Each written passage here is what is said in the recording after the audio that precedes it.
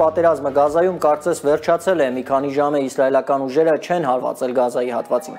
Եգիպտոսում երրորդյա բանակցություններից ամերիկյան ծրագրով Իսրայել-Համաս համաձայնությունից հետո պաղեստինցիների համար հումանիտար օգնության բեռնված 400-ից ավելի բեռնատար կհասնի Գազա։ Թրամփի 20 կետանոց ծրագրով իսրայելական զորքերն այսօրվանից կսկսեն նահանջել Ռաֆա, Խան Յունիս, Գազա քաղաքներից եւ խիտ բնակեցված հարակից շրջաններից։ Ցահալը կհեռանա մինչև համաձայնեցված գիծ, այդ դեպքում իսրայելական զորքերը կվերահսկեն Գազայի հատվածի շուրջ 53%-ը։